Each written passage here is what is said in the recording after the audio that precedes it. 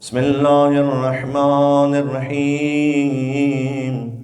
اللهم إني أسألك برحمتك التي وسعت كل شيء وبقوتك التي قهرت بها كل شيء وخضع لها كل شيء وذل لها كل شيء وبجبروتك التي غلبت بها كل شيء وبعزتك التي لا يقوم لها شيء وبعظمتك التي ملأت كل شيء وبسلطانك الذي على كل شيء وبوجهك الباقي بعد فناء كل شيء وبأسمائك التي ملأت أركان كل شيء وبعلمك الذي أحاط بكل شيء وبنور وجهك الذي يضاء له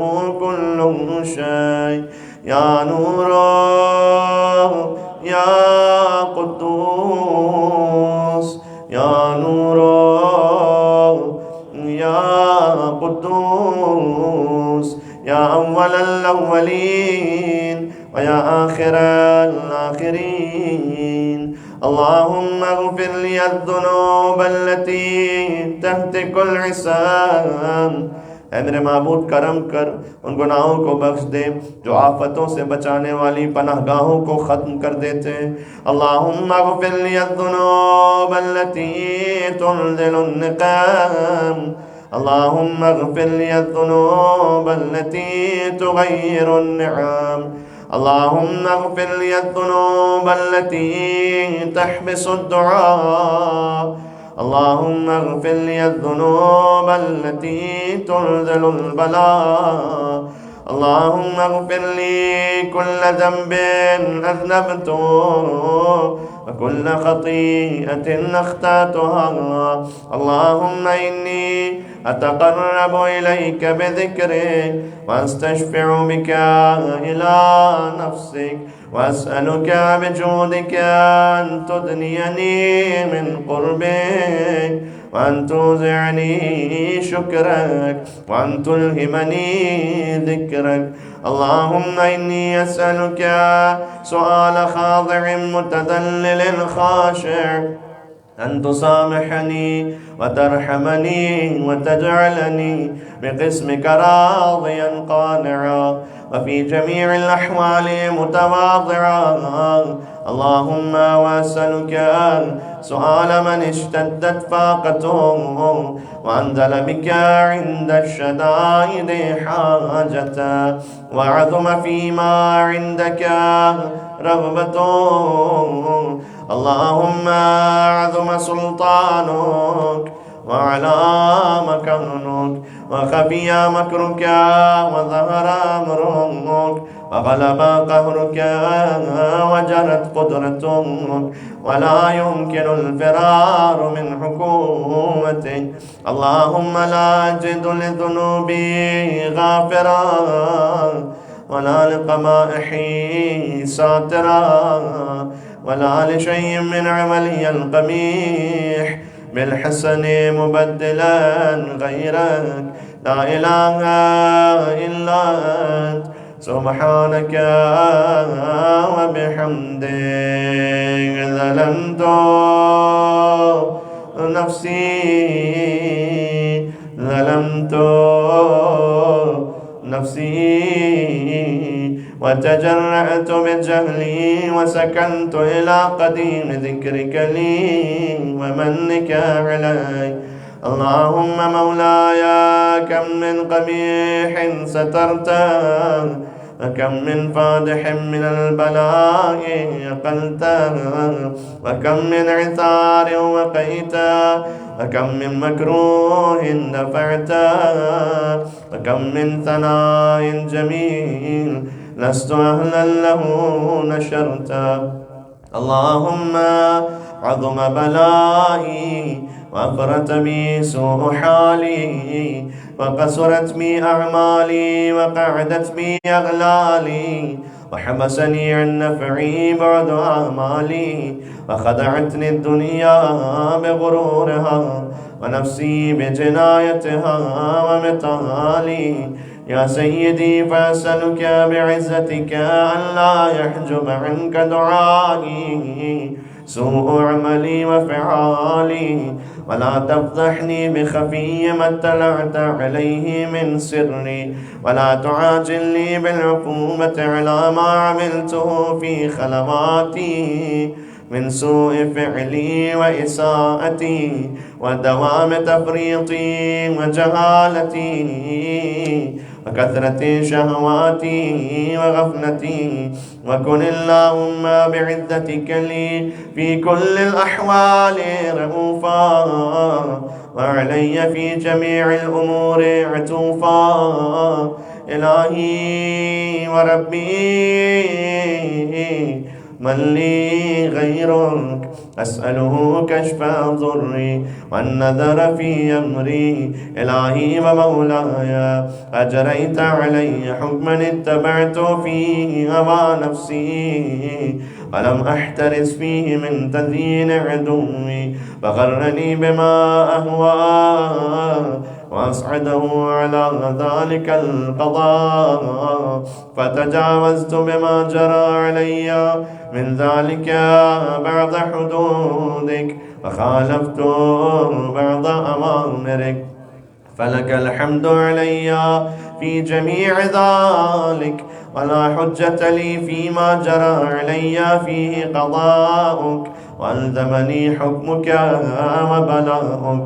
وقد أتيتك يا إلهي بعد تقصيري وإسرافي على نفسي، معتذرا نادما منكسرا مستقيلا مستغفرا منيبا مقرا مذعنا معترفا، لا أجد مفرا مما كان مني ولا مفزعا أتوجه إليه في أمري غير قبولك عذري وإدخالك إياي في سعة رحمتك. اللهم فاقبل عذري وارحم شدة ضري، وفكني من شد وثاقي. يا رب ارحم ضعف بدني، يا رب ارحم ضعف بدني ورقة جلدي ودقة عظمي. يا من بدا خلقي وذكري وتربيتي وبري وتغذيتي، أبني لابتداء كرمك وصالف برك أبي. يا إلهي وسيدي وربي، أتراك معذبي بنارك بعد توحيدك وبعد ما انطوى عليه قلبي من معرفتك ولهج به لساني من ذكرك واعتقده ضميري من حبك، وبعد صدق اعترافي ودعائي خاضعا لربوبيتك. هيهات أنت أكرم من أن تضيع من ربيت أو تباعد من أدنيت أو تشرد من آويت أو تسلم إلى البلاء من كفيته ورحمته. وليت شعري يا سيدي وإلهي ومولاي أتسلط النار على وجوه خرت لعظمتك ساجدا، وعلى ألسن نطقت بتوحيدك صادقا وبشكرك مادحا، وعلى قلوب اعترفت بإلهيتك محققا، وعلى ضمائر حوت من العلم بك حتى صارت خاشعة، وعلى جوارح سعت إلى أوطان تعبدك طائعة، وأشارت باستغفارك مذعنا. ما هكذا الظن بك ولا أخبرنا بفضلك عنك يا كريم يا رب يا كريم يا رب، وأنت تعلم ضعفي عن قليل من بلاء الدنيا وعقوباتها وما يجري فيها من المكاره على أهلها، على أن ذلك بلاء ومكروه قليل مكثور يسير بقاؤه قصير مدته، فكيف احتمالي لبلاء الآخرة وجليل وقوع المكاره فيها وهو بلاء تطول مدته ويدوم مقامه ولا يخفف عن أهله، لأنه لا يكون إلا عن غضبك وانتقامك وسخطك، وهذا ما لا تقوم له السماوات والأرض يا سيدي. فكيف لي وأنا عبدك الضعيف الذليل الحقير المسكين المستكين؟ يا إلهي وربي وسيدي ومولاي، لأي الأمور إليك أشكو ولما منها ضج وأبكي؟ لأليم العذاب وشدته أم لطول البلاء ومدته؟ ولئن صيرتني للعقوبات مع أعدائك وجمعت بيني وبين أهل بلائك وفرقت بيني وبين أحبائك وأوليائك، فأبني يا إلهي وسيدي ومولاي وربي، صبرت على عذابك فكيف أصبر على فراقك؟ وأبني صبرت على حر نارك فكيف أصبر عن النظر إلى كرامتك؟ أم كيف أسكن في النار ورجائي عفوك؟ وبعزتك يا سيدي ومولاي أقسم صادقا لئن تركتني ناطقا لأضجن إليك بين أهلها ضجيج العاملين، ولأصرخن إليك صراخ المستصرخين، ولأبكين إليك بكاء الفاقدين، ولأنادينك أين كنت يا ولي المؤمنين، يا غاية آمال العارفين، يا غياث المستغيثين، يا غياث المستغيثين، يا حبيب قلوب الصادقين، ويا إله العالمين. أفتراك سبحانك يا إلهي وبحمدك تسمع فيها صوت عبد مسلم سجن فيها بمخالفته وذاق طعم عذابها بمعصيته وحبس بين أطباقها بجرمه وجريرته، وهو يضج إليك ضجيج مؤمل لرحمتك ويناديك بلسان أهل توحيدك ويتوسل إليك بربوبيتك يا مولاي. فكيف يبقى في العذاب وهو يرجو ما سلف من حلمك؟ أم كيف تعلمه النار وهو يأمل فضلك ورحمتك؟ أم كيف يحرقه لهيبها وأنت تسمع صوته وترى مكانا؟ أم كيف يشتمل عليه زفيرها وأنت تعلم ضعفا؟ أم كيف يتقلقل بين أطباقها وأنت تعلم صدقا؟ أم كيف تزجره زبانيتها وهو يناديك يا رب؟ أم كيف يرجو فضلك في عتقه منها فتتركه فيها؟ هيهات ما ذلك الظن بك ولا المعروف من فضلك ولا مشبه لما عملت به الموحدين من برك وإحسانك. فباليقين يقطع لولا ما حكمت به من تعذيب جاحديك وقضيت به من إخلاد معانديك لجعلت النار كلها بردا وسلاما، وما كان لأحد فيها مقرا ولا مقاما، لكنك تقدست أسماؤك أقسمت أن تملأها من الكافرين من الجنة والناس أجمعين، وأن تخلد فيها المعاندين، وأنت جل ثناؤك قلت مبتدئا وتطولت بالإنعام متكرما. أفمن كان مؤمنا كمن كان فاسقا لا يستوون. إلهي وسيدي فأسألك بالقدرة التي قدرتها وبالقضية التي حتمتها وحكمتها وغلبت من عليه أجريتها أن تهب لي في هذه الليلة وفي هذه الساعة كل جرم أجرمته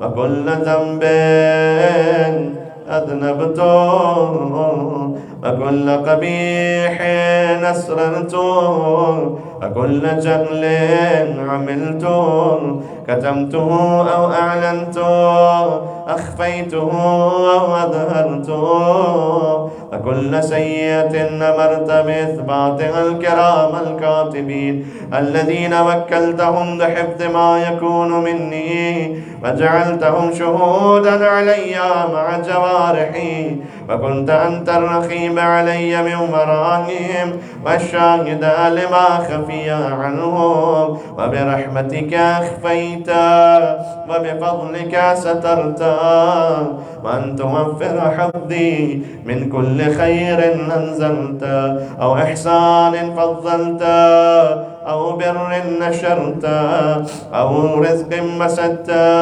أو ذنب تغفره أو خطأ تستر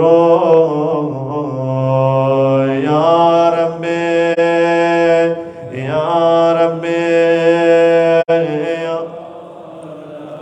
يا ربي يا ربي يا رب يا إلهي وسيدي ومولاي ومالك رقي يا من بيده ناصيتي يا عليما بضري ومسكنتي يا خبيرا بفقري وفاقتي يا ربي يا ربي يا رب يا ربي يا ربي يا رب أسألك بحقك وقدسك وأعظم صفاتك وأسمائك أن تجعل أوقاتي من الليل والنهار بذكرك معمورا وبخدمتك موصولا وأعمالي عندك مقبولا حتى تكون أعمالي وأورادي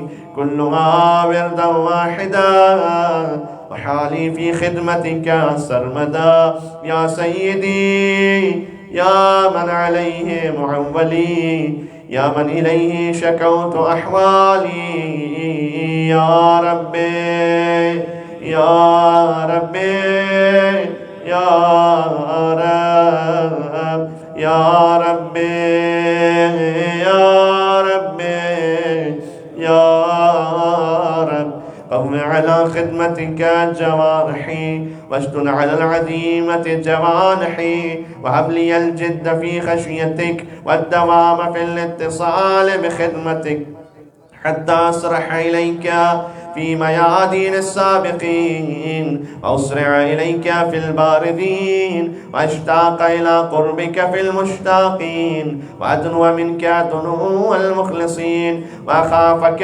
مخافة الموقنين وأجتمع في جوارك مع المؤمنين. اللهم ومن أرادني بسوء فأرد ومن كادني فكد واجعل لي من أحسن عبيدك نصيبا عندك وأقربهم منزلة منك وخصهم زلفة لديك فإنه لا ينال ذلك إلا بفضلك وجد لي بجودك واعطف علي بمجدك واحفظني برحمتك واجعل لساني بذكرك لهجا وقلبي بحبك متيما ومن علي بحسن إجابتك واقل لي عثرتي واغفر زلتي فإنك قضيت على عبادك بعبادتك وأمرتهم بدعائك وضمنت لهم الإجابة فإليك يا ربي نصبت وجهي وإليك يا ربي مددت يدي فبعزتك استجب لي دعائي وبلغني منايا ولا تقطع من فضلك رجائي واكفني شر الجن والإنس من أعدائي يا سريع رضا یا سریع ماشاءاللہ ایک مرتبہ اور یا سریع اغفر لمن لا يملك إلا الدعاء فإنك فعال لما تشاء يا من اسمه دواء وذكره شفاء وطاعته غناء ارحم من رأس ماله الرجاء وسلاحه البكاء يا سابغ النعم يا دافع النقام يا نور المستوحشين في الظلام يا عالما لا يعلم صل على محمد وآل محمد وافعل بما أنت أهله وصلى الله على رسوله والأئمة الميامين من آله وسلم تسليما كثيرا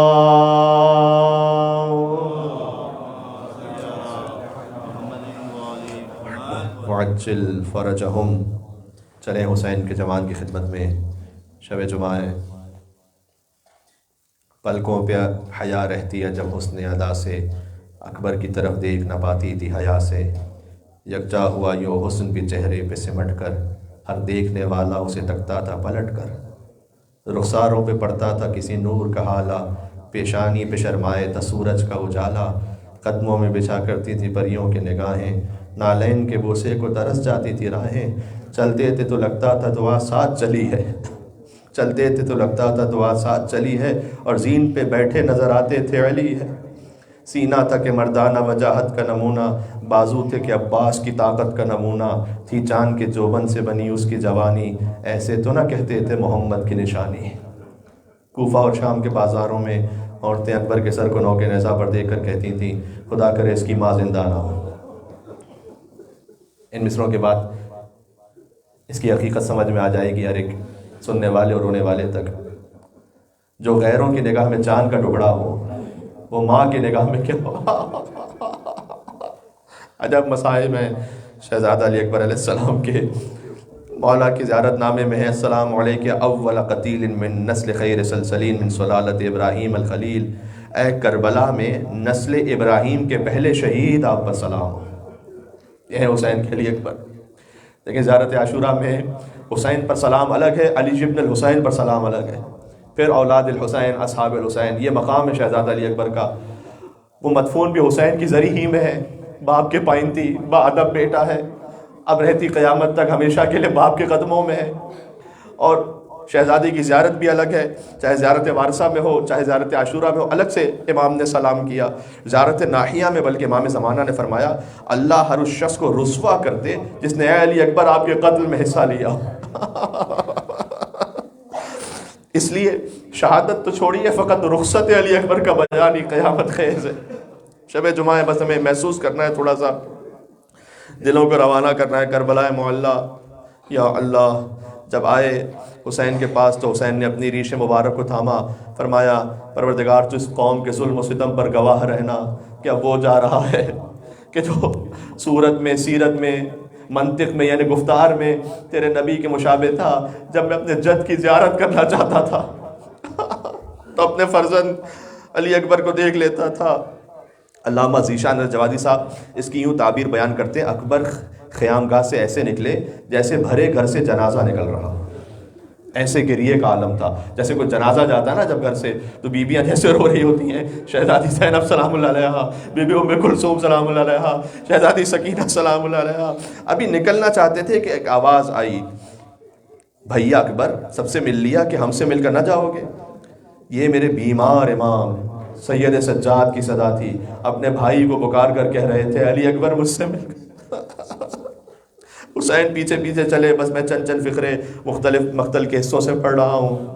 ایک عجب، حسین نے یہ تو نہیں کہوں گا کیونکہ حسین باپ ہے کہ درخواست کی، لیکن بہرحال یہ ضرور کہا کہ اکبر اگر ممکن ہو تو منہ موڑ موڑ کر چہرہ دکھلاتے رہنا آخر وقت تک جب تک ممکن ہو۔ عجب عالم ہے، جیسے حسین کی روح نکل رہی ہے۔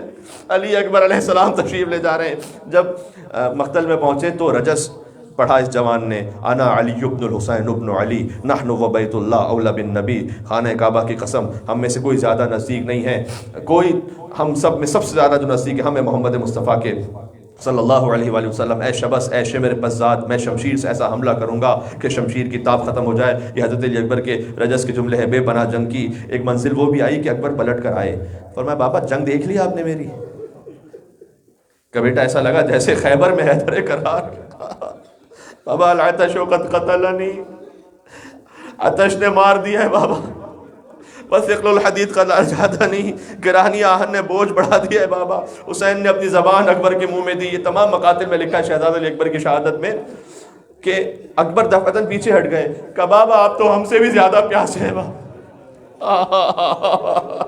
اللہ جانے کیا پیاس تھی ابا عبداللہ الحسین علیہ السلام کی، لیکن میں جانتا ہوں 35 سال بعد بھی جب بیمار کے سامنے پانی آتا تھا تو آنکھوں سے آنسو جاری ہوتے تھے، اتنی شدید پیاس تھی۔ اب یہاں علماء کہتے ہیں کہ کیا وجہ رہی ہوگی؟ ویسے تو معیوب ہے نا، ظاہر کی زندگی میں معیوب ہے کہ ایک بوڑھا باپ جوان کے لبوں کو چومے، ویسے معیوب ہے، لیکن حسین نے جو اپنی زبان دی نا منہ میں، حسین چاہتے تھے میں ایک آخری بار اپنے نانا رسول اللہ کے لبوں کو چوم لوں۔ گویا نانا نواسا نانا کے لبوں کو چوم لے، اس لیے حسین نے علی اکبر کے لبوں کو چوما۔ کہا اکبر جاؤ نانا تمہیں سیراب فرمائیں گے۔ یہ اشارہ تھا بنی ہاشم کا خاندان ہے فصاحت و بلاغت میں، یعنی حسین کہنا چاہتے تھے اب پلٹ کر نہ آئیے گا اکبر، بس اب نانا ہی سیراب فرمائیں گے۔ حسین ابن نمیر ملعون نے اکبر کے سینے پر وار کیا، پرچی کا ٹوٹا ہوا پھل کلیجے میں اتر گیا۔ ادعونی یا بنیا، حسین چلے لیکن آنکھوں سے نور چلا گیا تھا۔ پیر انیس فرماتے ہیں، بس اختتام کر رہا ہوں یہاں پر، دشت بلا میں گم علی اکبر کی لاش ہے، فرزند فاطمہ کو پسر کی تلاش ہے۔ حسین ڈھونڈتے رہے کہاں ہے علی اکبر، جوان بیٹا ایڑیاں رگڑ رہا تھا۔ حسین نے کہا علت دنیا بعدک الوفا، بیٹا آپ کے بعد دنیا کی زندگی پر خاک ہے بیٹا، بے چین ہو تم، دل میرا گھبراتا ہے بیٹا، مر جاؤ کہ اب صبر میں فرق آتا ہے بیٹا، مر جاؤ کہ اب صبر میں فرق آتا ہے۔ قریب تھا کہ حسین، میں میرے عزیز محترم ایک مقام پر میں نے مجلس میں پڑھا تھا، انہوں نے مجھ سے کہا تھا کہ مولانا صاحب کبھی یہاں پڑھ سکیں، 5 موقع ایسے ہیں جہاں حسین بس ایسا تھا جان دے دیں گے، ابھی روح نکل جائے گی عاشور کے دن۔ وہ 5 موقع شہزادہ علی اکبر سے متعلق ہیں۔ ان میں سے ایک موقع یہ ہے کہ جب حسین لاش اٹھانا چاہتے تھے، اب قریب تھا کہ حسین مر جاتے اگر زینب کی صدا نہ آتی در خیمہ سے، محافظہ امامت زینب نے بچا لیا بھیا۔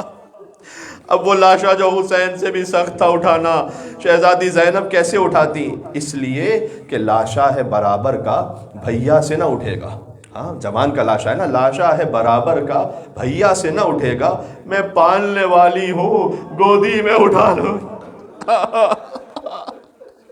شہزادی زینب کہہ رہی تھی اے بھیا میں علی اکبر کو گود میں اٹھا لوں گی۔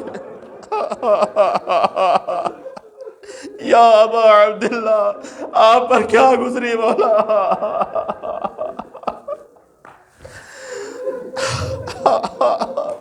جب مصائب شہزادے کے محرم کے علاوہ بھی غم کا بیان ہو تو لگتا ہے جیسے قیامت کا سما ہے۔ جب دل متصل ہو گئے چلے ذریعہ شش گوشہ امام حسین وہ پائنتی جس ذریعہ پر حضرت علی اکبر مدفون ہے. السلام علی الحسین وعلی علی ابن الحسین وعلی اولاد الحسین وعلی اصحاب الحسین. السلام علیک ایھا الشہید وابن الشہید ایھا المظلوم وابن المظلوم. لعن اللہ امتا قتلتک ولعن اللہ امتا ظلمتک ولعن اللہ امتا سمعت بذلک فرضیت بہ. آنکھوں میں آنسو ہیں. مرحومین کو ہدیہ کیجئے بالخصوص جن کے والدین گزر چکے ہیں. اس سے بڑھ کر سعادت نہیں ہو سکتی کہ آپ فرش ادا پر بیٹھے ہو, ہر مومن رو رہا ہو اور آپ مرحومین کو اس مجلس میں شامل کر لیں. بسم اللہ الرحمن الرحیم الحمد للہ رب العالمین الرحمن الرحیم مالک یوم الدین ایاک نعبد و ایاک نستعین اہدنا الصراط المستقیم صراط الذین انعمت علیہم غیر المغضوب علیہم ولا الضالین. اللهم اغفر للمؤمنين والمؤمنات الأحياء منهم والأموات تابع بيننا وبينهم بالخيرات إنك مجيب الدعوات إنك على كل شيء قدير برحمتك يا أرحم الراحمين. اللهم صل على محمد وعلى